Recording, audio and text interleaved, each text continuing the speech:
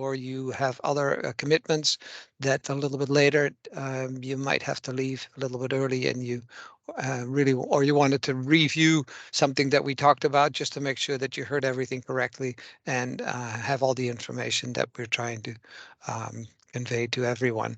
You can always go back, and it's getting quicker and quicker these days. And when we did the go-to meeting, we had to go to record it, set it up, to go to a different unit, had to have some help from OIS to get the thing on our sites. But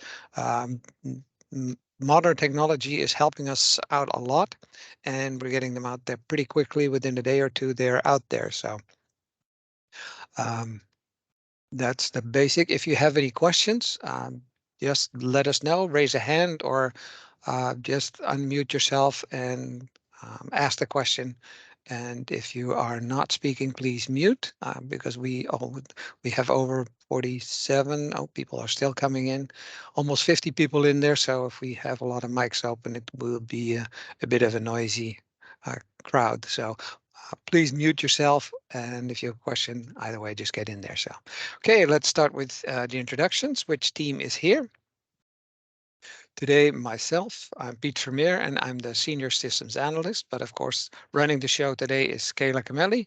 She is our MOTS System Administrator and the Rhodes Product Owner, and we'll talk about that a lot more. Mary Hurley from our support team is here. Jody, our EDI Specialist, and it's the Jody show today because it's the MOTS EDI webinar, and next month it'll be for client entry. So the focus will be a little more on client entry, and today it will be more on EDI, which stands for Electronic Data Interchange.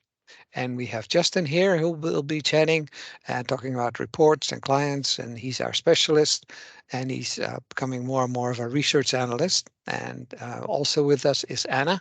She's also the report specialist, kind of taking over from Justin, who was our main specialist, but we have now two specialists, so we're doing better. But we are also adding more systems into the whole Compass world, so we need more specialists and data analysts and research analysts. So doing pretty good. So thank you, Kayla.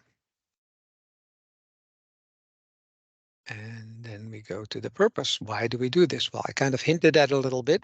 Why do we do this every first Wednesday of the month? We want to give you information because it is a live system and there's developments, and we're in a federal and state environment where rules, regulations, laws change. So whenever there's a change that might impact your system or your world or the work that you do, we'd like to give it here on a monthly basis. Or if we're working on something that will influence and may have some impact on your work environment or your job duties and stuff like that, we hope to give it here. We like to talk about data issues.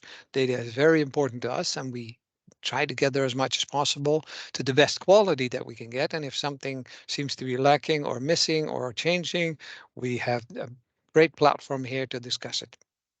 Get your feedback.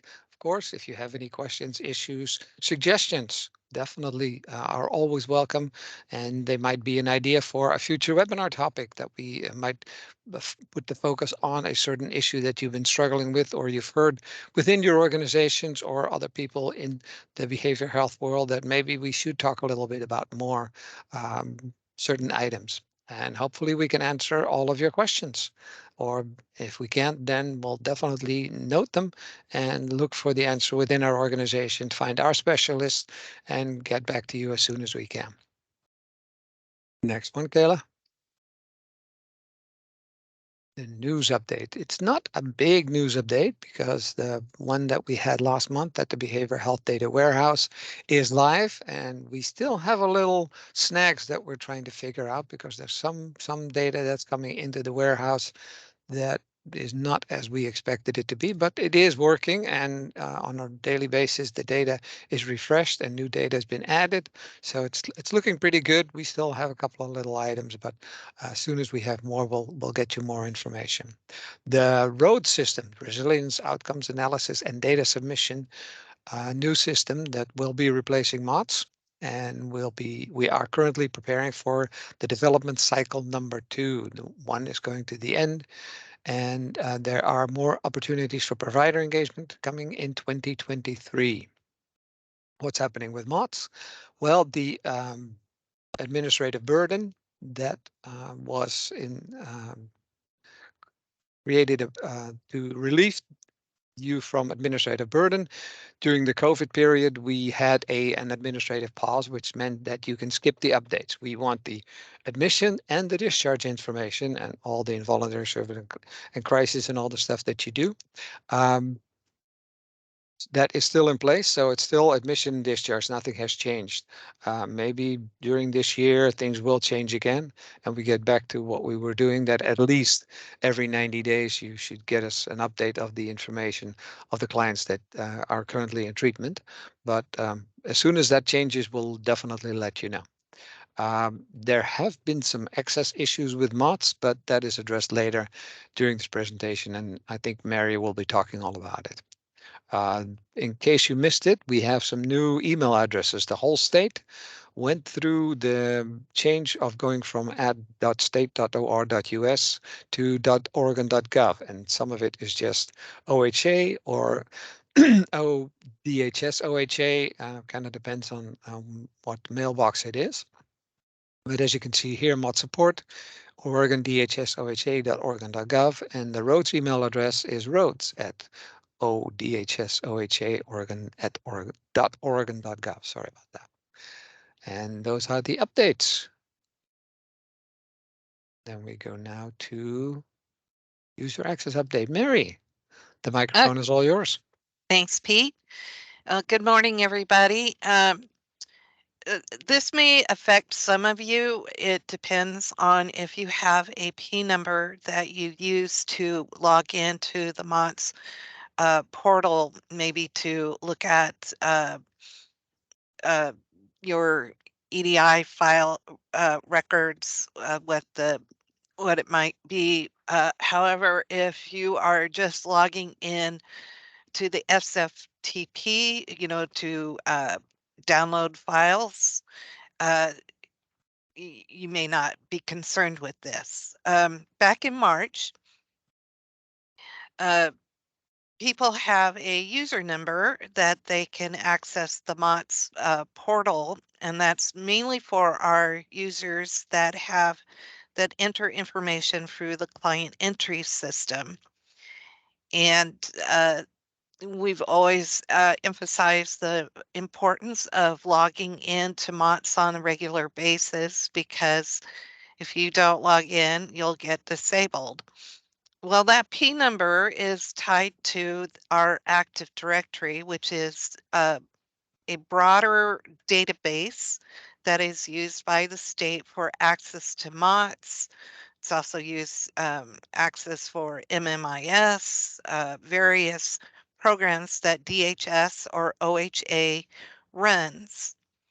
And logging into MOTS didn't necessarily update your usage in the Active Directory. But because of technical difficulties, that they didn't update users. So back in March, our internal security team ran an update to the Active Directory, and if it had shown that you hadn't logged in for at least 90 days, it disabled you. And consequently, it disabled our users' ability to get into MOTS. So,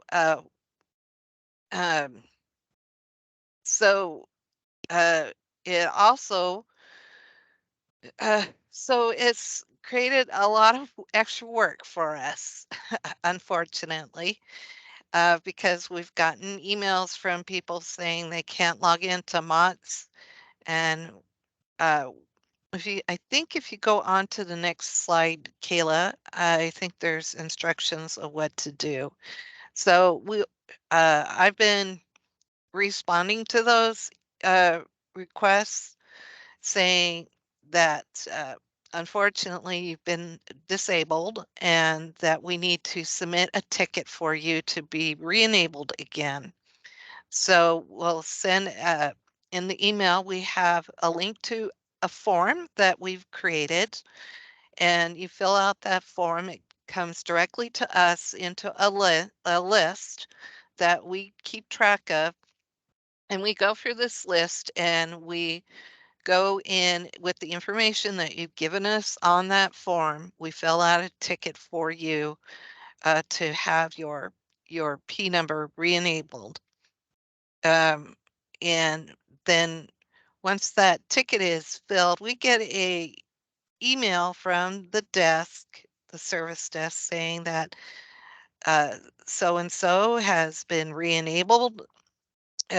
When we send out an email back to you saying that your P number, your username has been re-enabled.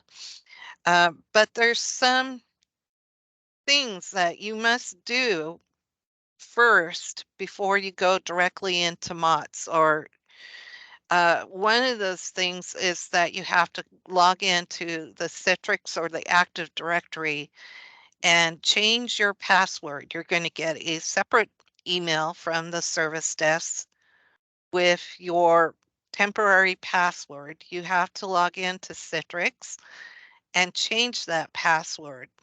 You also need to make sure that you've logged into the Active Directory, because if you don't, even though you may be able to log into MOTS, it won't show that you've logged into the Active Directory, and 3 weeks down the road, you're going to be disabled again, and we have to start the process all over again. So it's very important that you follow the instructions that we give. Um, and we're here to help throughout every step of the way. So, um, Thank you, Mary. are there any questions? Just a note that Kayla quickly put a link in the chat for the form if you need your password reinstated. So the link that you showed on the screen was in the chat, so you can copy it from there and activate the form. So, Okay. and I don't see any hands raised or any questions popped up unless I missed something. So the next one is for Justin. Close your clients. Excuse me. Thanks, Pete. Now, before I dive into this, I just want to make one small point of clarification on the administrative pause that was mentioned earlier, and that is to say that that is optional. The administrative pause says that you can submit only admission and discharge data rather than admission, a whole bunch of status updates, and then discharge data. But in some cases, that may actually be more of a burden to change your system. So if it's easier to leave things as they are and continue submitting updates, that's totally fine. But on the matter of clients, MOTS support has been receiving an increasing number of requests for administrative closures. That's where we close the active clients for you by generating our own EDI file with an inactive treatment status code for each client. Now, I want to emphasize that these requests are not necessarily a problem. In fact, I kind of enjoy doing the administrative closures because it's a script that I built. But the process really should be used as a measure of last resort, and here's why.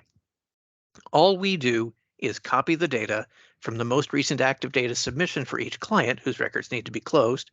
We change the treatment status to something inactive, usually from a list that you send us, and then we process the file. This can be slightly problematic so far as outcomes are concerned. So, for example, if you've got a client whose admission data showed homelessness and weekly heroin use, and if you have us enter an administrative closure with a status of treatment completed, then that client record will show a successful treatment program that ended with him or her still being homeless and using heroin weekly. So please only ask for administrative closure if you cannot successfully submit an inactive status from your system. And you may need to do some investigation to see why the records aren't closing. We suggest first make sure the client's record is actually closed in your system. And if it is, then try to figure out where the failure is. You could check for errors in the EDI response files that we send back. We can help with those if some of the errors don't make sense. You could check for failed or missed data submissions, situations where the data just never got out of your system or never got to ours. And then maybe check with staff members or your software vendor. Maybe somebody's just missing a step. And if you've done all that and still cannot close the records, we'll happily do so for you. The one situation where we encourage asking MOTS support for administrative closures is when you're moving clients from one MOTS facility to another, such as when you switch EHR systems. We can easily change all of your active clients in one facility to transferred, and then you can reopen them in a new facility. So if you have questions about that, let us know either here in this meeting or by sending us an email. Excellent, Justin. Thank you. Yes, that was a good note. Please don't change anything if it's working great. So, you're right. The focus today is on EDI, so maybe a lot of systems are up and running smoothly. So don't go make any changes and don't go looking for work, as I would like to say it. So I'm not seeing anything at the moment. So Kayla, next is Jody. Like I said, the Jody Show. Go ahead, Jody. Hey, Pete and Kayla, thanks. Thanks for facilitating this, and thank you all for being here today.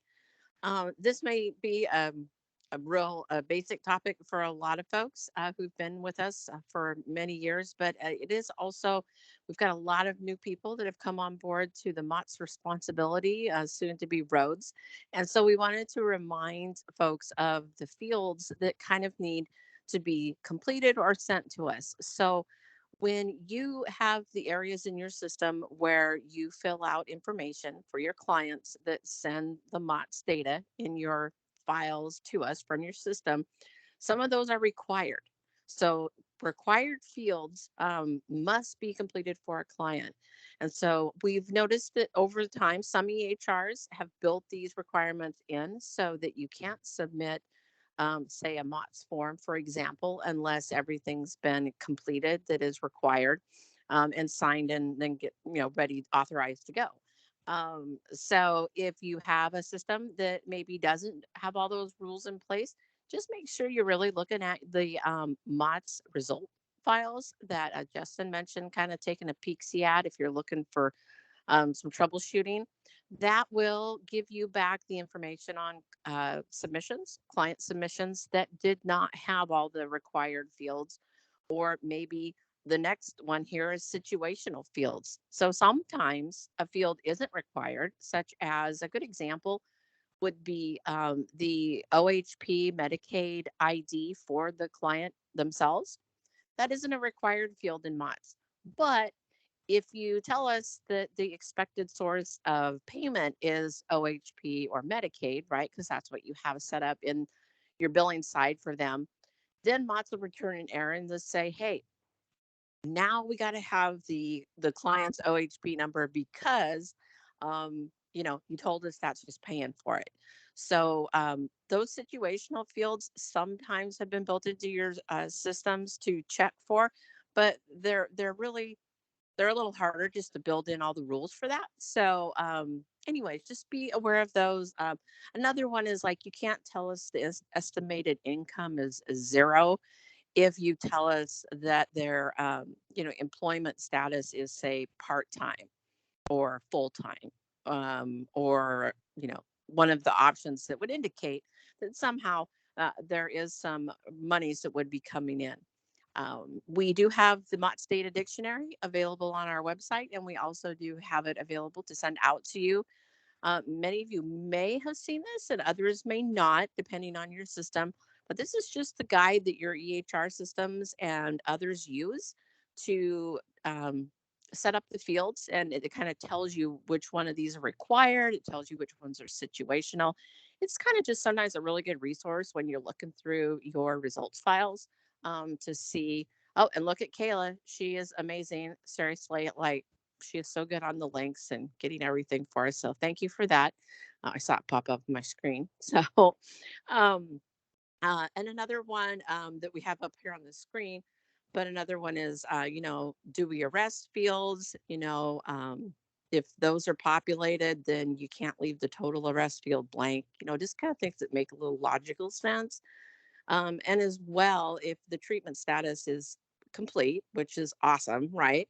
And the legal status is Dewey diversion or Dewey convicted, like you told us, that's their legal status, but there's no date in there for the Dewey completion in their addiction segment, then is going to give you an error and tell you, hey, you got to complete this date.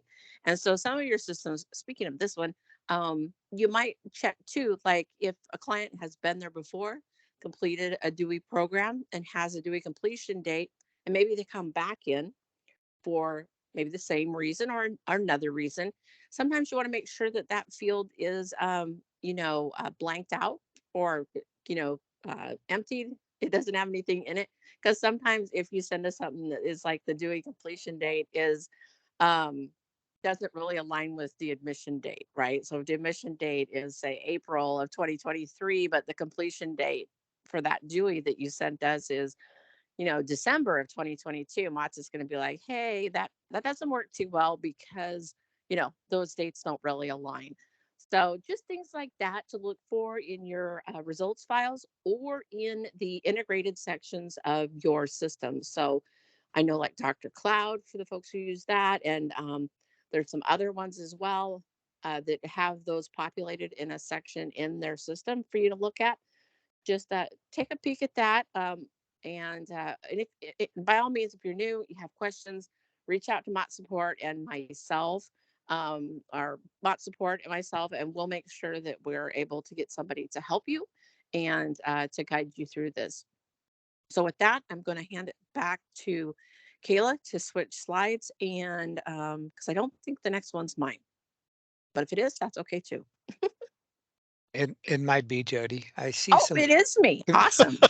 I see some Well, communication going on in the chat, and I okay. hope everybody's questions are answered. There was also one about roads, and maybe that will be addressed in one of the slides that Probably will be this talking one. about roads. Could be. Yeah. Hopefully, could be. Yeah, I did see one pop up from Colette. Um, so I'll run through this first. And so, what does roads mean for EDI? Because many of you, some of the attendees here, I know are the EHR software vendors themselves, and so there's a lot of like, how does this impact us? What's it going to mean? Are we going to have to drop stuff and do it overnight? So we just wanted to give you a little heads up on our monthly webinar, just to kind of let you know what's happening with this. So MOTS is transitioning to roads because we're on a little bit of an outdated platform. So we needed a newer technology solution. So roads is essentially MOTS enhanced, MOTS and more. Okay. So upon go live, which our date now is slated to be December 4th of 2023. And that is a go live for the roads portal, provider portal, which means that folks who do enter through client entry will transition over to that. There's a lot of enhanced things we're trying to put in for EDI providers because we know that the current MOT setup has kind of got a little bit of a blinders on a lot of you to see what you've submitted or what you haven't as far as what's in MOT. So those things upon go live are going to be available to you as well. Um, so EDI will have a little different set of things. And I saw Colette's question about the administrative closure. Is there the ability for an organization who's EDI to close their client if they can't do it through their system? Kayla and I are going to take that away from today's webinar, and we will be discussing that further with the roads team. There are things like that we can do. So we'll investigate that further, Colette, and we will get back and let everybody know. So how's this going to impact your actual files? Because that's the big question in the room, right? So legacy mods, which we're calling version 1 for roads, are going to be accepted upon go live. So on 12/4, 2023, you will just continue doing what you do today. You will put your files in the SFTP folder. You'll pick up your results files like you do. If your system is automated and sends the stuff, it's going to go to the same SFTP. We're not changing any of that for the providers or your systems. So the reason we're bringing in legacy MOTS is because we realize as we're building and developing the system in this agile environment that we need to have solid data specification documents for yourselves and especially your EHR software companies. These are going to be released in Q3, and the target date is August 15th. What this data specifications is for what we're calling roads EDI files version 2. Okay. So August 15th is the target date. We are hoping to possibly get that a little sooner, but that is where we're shooting for. We realize that once those documents are released to the EHR folks and yourselves, and they're finalized, so these won't be in draft form, these will be the final documents, because we've been working with a lot of the EHRs, Dr. Cloud, Ocean, Reliatrax, CareLogic, Qualifax, NetSmart, Next Steps. We've been trying to keep everybody involved here, and we've heard that drafts aren't really super helpful when they need to actually spec and scope a project. So, with that being said, the legacy files will be accepted for a period of time, and that could be anywhere from 3 to potentially 12 months. What we're looking for is once these data specification documents are out, that we will then have some additional sessions with the providers and their EHR folks. Probably group them per EHR is my initial thought, so that we can get feedback. We can hear how that might look for that pocket of folks, so we can adjust our expectations, because we want this to be a collaborative process, and we know that this doesn't happen overnight. So some can probably spool up quicker, some might take a little longer. So just know legacy will go away, and it will have an end date, but that will be a planned out, reasonable date, from the feedback we get from everybody. Um, as I mentioned, SFTP is staying in place. You won't have to do anything different with that. All historical submitted MOTS data is coming into the road system, and actually some of that will be available to you in different views and dashboards and things like that, which I think is super exciting. So there won't be any reentry of old stuff on any of your part. The roads portal, as I mentioned, we're pretty excited. I'm like super excited because I know for EDI, most of you just can't see much in there, and it is what it is. But knowing that and working with you for the last 9 years, and Justin and Pete and Kayla and Mary and all the team, we've heard a lot of what you said. We took the surveys and we're trying to integrate as much as we can so that we can make this much more, not necessarily totally self-service, but definitely an integrative tool that you can interact with. Please continue to just submit data into MOTS. Some folks have heard, because we know how things happen. It's kind of like the game telephone, right? That, oh, we don't have to report anymore to MOTS. It's going away, blah, blah, blah. And that's not the case. Okay. So just keep reporting to MOTS. And we will keep in communication with you, and the anticipation is that really for you all upon go live on 12/4, the biggest difference is that our system, the road system, will start picking up your files and ingesting them and processing them and give you the same results file back. So, not a lot of just quick cut things. So we should be good. We should be good. But by all means, do not hesitate to reach out to us if you've got a concern, you got feedback. This is a project for all of us, for the betterment of our clients in the state. And in addition to that, we're trying to reduce administrative burden. So many of the things that you've been duplicative reporting potentially throughout OHA and other areas, there's been a body of work of this project to bring those into the road system as well. So there'll be more information on that. Just know that we're working really hard to be cognizant of that administrative burden. And that's a lot of why we did the not totally changing the format. So Larry, I saw it pop up here. I'm really on these comments. So Larry asked about the non-Medicaid services. So the non-Medicaid service file and the status file are going to retain the same formatting.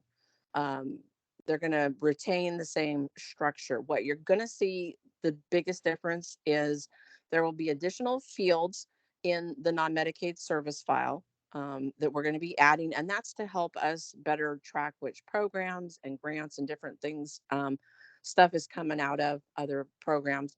Um, so that's what you'll see there. And then the status files, the changes you're going to see there are going to be some fields that we don't need anymore. We realize we're asking for it and it's probably maybe not being used, or it's just no longer relevant. So that is what we're going to be. You'll see those go away.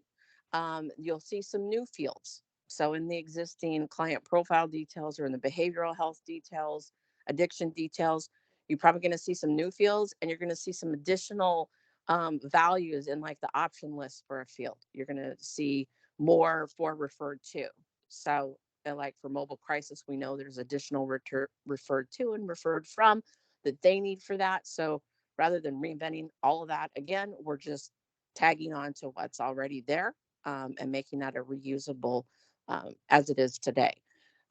Real D is being brought into roads, and Real D is going to have a way to report it because it's pretty exhaustive when you do a Real D. The full, I, I don't, the full form that it is.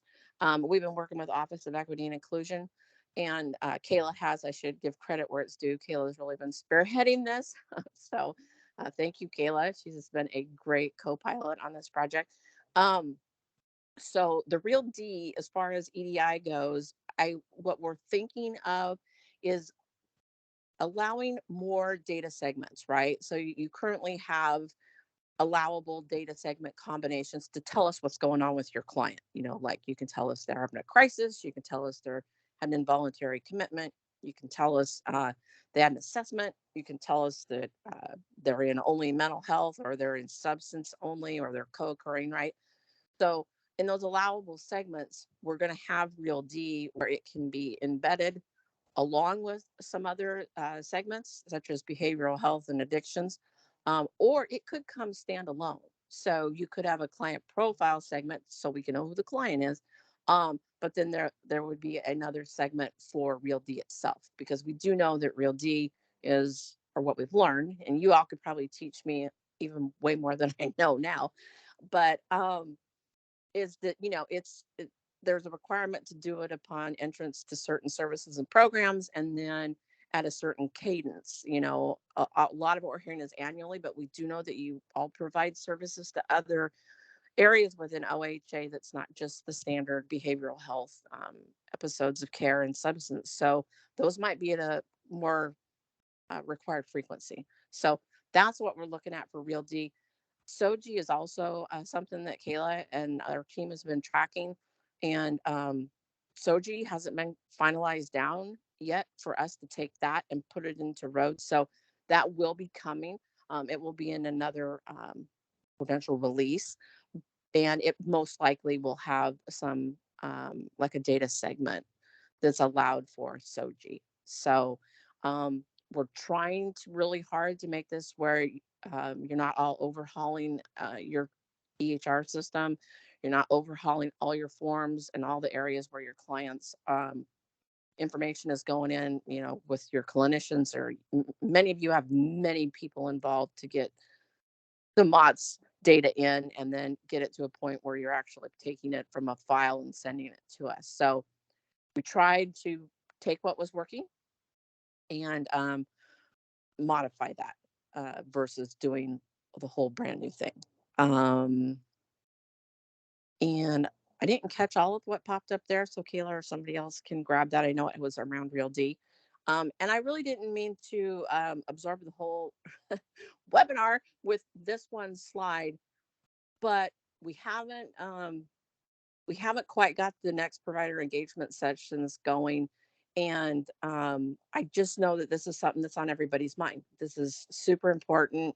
75 to 80% of the data in MOTS comes from all of you and all the hard work you're doing. So I wanted to take this opportunity while I had a captive audience to put this out there, and along with the rest of our team, and just, you got any questions, whether you're an EHR vendor, you're, a staff person at a provider, you're the MOTS ad, please contact us, okay? Because we don't want anybody to be taken by surprise, and we want to do this as a team. Jody, Yes. this is Mary. There was a couple of things that popped up Oh. in the chat Okay. about a couple of the providers are having trouble with CareLogic. So, Okay. and not exactly. Would somebody be for one of those who put the question? I think I saw one from Susie. Would one of the hi would explain to me? Hi, Susie. So it's always me. I'm always the one. That's okay. For the last 3 or 4 weeks, and I've put in multiple tickets on this, our system is not pulling batches the way they're supposed to. And the documents themselves, where you enter the substance use information, the substance, frequency, route of administration, that kind of stuff, the frequency of use is no longer copying forward from the last document. And it's really problematic. And I've had multiple tickets and I don't feel like they're doing anything. And I just put a question out there to anybody else who's using CareLogic just to find out whether they're experiencing the same thing. And I did get a reply from Hannah, thank you, that they're at least getting the latency and the timeout. Okay. What I would recommend is that we connect for the CareLogic folks who want to be included, that are experiencing this, that we connect, we being myself and you all, and we put I can put an email out to CareLogic, because you need to be able to be in compliance for your reporting based on my understanding of your particular, all of the partners that are using that. So I know there's been a little, I think, a flux in possible people. I do have a couple different contacts now because we do have another agency that's coming on board to CareLogic. So I think I have, and I've got Jessica with CareLogic, who's the state reporting person. So Susie and anybody else who's experiencing some issues, would you reply, send something to me, so I can gather kind of what's going on, and then I will assist you to help reach out and see what we can do to kind of get some resolution. Jody, you're just the best. So you want me to email you today? Yeah, if you'd email me, that's great. Yeah. Perfect. I mean, Thank you. Yeah, and this goes for anybody else who's on here who, if you're having some struggles or you're trying to, we have a lot of contacts with the different EHRs. Of course, you at the end of the day are their customer. So we can only speak to, of course, the state requirements that we need from you all. But we are here to try, if we can foster any communications and collaboration to help get something moving or provide more information to your EHR to assist with that. We're definitely open to that. So, oh no, Thomas Thank wants you. You're welcome. I was like, Thomas wants a transcript. So, anyways, it's all recorded, so it's all good. But yeah, we probably can get you some, Thomas. So with that, I'm gonna try and be quiet because I consumed a lot of time. So hopefully you all got something out of this. With that, Kayla, I'm gonna turn it back to you unless there's any other questions. I'm not seeing anything at the moment, but there's been some questions, and I think most of them have been answered. For those of you who are not familiar with the acronym SOGI, it stands for Sexual Orientation and Gender Identity. Oh, yeah, So, sorry about that. no, that's okay. Justin picked it up pretty quickly. Thanks, Okay. Justin. And I think you kind of took away some stuff from Kayla, but she's up now. Oh, go geez. ahead. Sorry about that, Kayla. That's okay. That is all good. We're all a team here. I'm happy to share my slides with you, Jody. And this slide is just a recap. Justin already mentioned it. I'm sure other people already mentioned it as well. The administrative burden really was an option that you can take if it was going to make, you know, your experience submitting data easier by only reporting admission and discharge dates. There's been some, through the grapevine, we've heard that there's some providers who think that they don't need to be reporting data at all. And we just want to reiterate that that is in fact not the case. And at a minimum, folks should be reporting admission and discharge dates. And if possible, status updates every 90 days, if that's something that you can still do. But I just wanted to make that, we just wanted to reiterate that in case there was any confusion. And Well, then, oh, go ahead, Jody. And just real quick, I think that really the importance of that too is that all the historical MOTS data is coming into roads. So, you know, if you're an organization that's like, oh, I don't have to report, and you don't do it for like a period of time, when that historical data is in roads, then you're still going to have a gap. So, yeah, we want to try and avoid that. Which could create a lot of errors because you might be missing stuff that has been updated, and then when we're trying to add new stuff, then it won't find it because it was not updated from the MOTS data. So yes, keep your data coming, definitely. Sorry to all jump in there. Okay. No need to apologize at all. All right, I think this is my next slide. The last couple months, we have been providing a MOTS refresher course or a Welcome to MOTS event that occurs the second Wednesday of every month at 10 a.m. And it's really an open forum for folks that are new to MOTS or folks that might have stepped into a position at your agency that you've been at a long time, and now you're responsible for MOTS data and you're just not sure. You have questions or maybe wonder why we're collecting it or what we do with this data.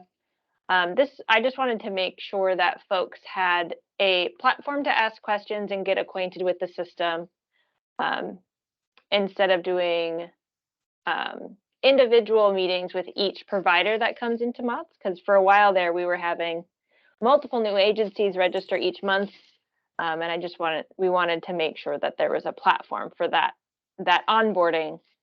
So if you have someone at your agency that is new that you think should know about MOTS, if you have somebody that has been out for a while that maybe needs a little refresher course, I will put this link in the chat and feel free to register for that event. We've gotten pretty good feedback. People say the information is nice to have, but we're always refining. So if there's something that you expect to be there that isn't there when you show up, let us know. I'm always happy to include information that folks want to see. And I think we're back to Jody to wrap us up. All right. Yeah, I'm going to breeze through this. This kind of affects whether you're an agency maybe that's attending today that is currently entering through client entry and you're thinking about going to EDI, or possibly you're already EDI and you're switching systems, or you're updating to the latest platform of your existing system. The biggest things we want to, and I'll run through these a little quicker than normal, is the most important thing is to let us know of the change. If you're thinking about it, that way we can know, are you fast tracking? Like it needs to be up quick in 30 days, 60 days. We have had that happen. Or, you know, if it's out 6, 12 months, or maybe a couple of years, let us know.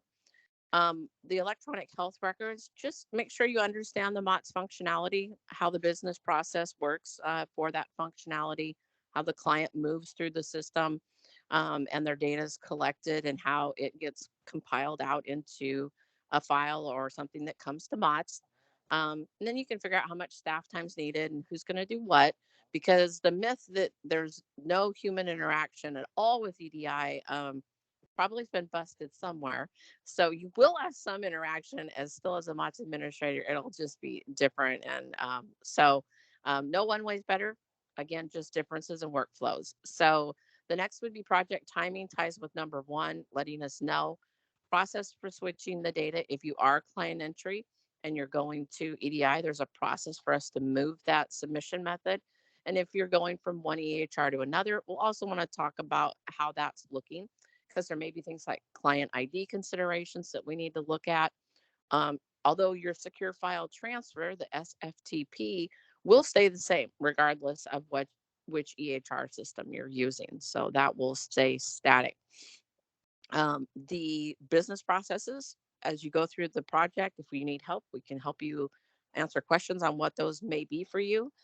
We will do testing of files through EDI. So even if you are, say you're coming on with an EHR that is already has a number of providers submitting to us, we still certify and test your files at the provider level due to customization and just a lot of the different ways that the EHRs can be set up to tailor for your organization and your services. We want to make sure that all that mapping and all of that stuff in the background is all in alignment. Once we get through that, we're going to go live. And then what that means, you're going to send live files, because when you're testing, we just test, we look at it, MOTS gives you information, but we don't put anything in until we go live, right? So we do that, and then we do some follow-ups. So follow-ups are typically weekly, bi-weekly, monthly, whatever cadence you and your organization need or would desire. And this is basically just as you're sending in your live files, you might start getting questions or errors or things like Justin was saying, oh, you maybe need a little help with that. Those follow-up sessions help really well with that. So with that, that is switching systems in a nutshell. That's probably the quickest I think I've ever done it. So my team would agree. Another personal best. And it looks like there is a question in the chat, Jody, from Colette saying that there's been chatter about not needing to submit crisis events or crisis visits, which I believe is a misunderstanding tied to mobile crisis reporting. Can you just speak to that really quickly? Well, during the administrative pause, there was a point where there was some language around around crisis and mobile crisis. So I think we would want to get definitive clarity for it. I will say that most EDI providers and EHRs have not chosen to not send them. So we've still been getting a lot of crisis events and reporting. So many of you already have it in your setup in your structure that it just kind of happens. Like you got to collect information anyways. So many chose not to do any pausing of that. But I think Colette, to be 100% sure, we'll take that away and get back to you with a solid answer.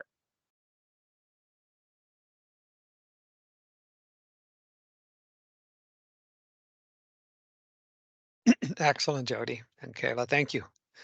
Q&A. I think we kind of went through the presentation with the Q&A on the side, and it's kind of a tool I had to get used to because it was kind of distracting from what I was doing. But I'm learning that within the teams, it's working pretty good actually, and especially with several people working together as a group to present the webinar. So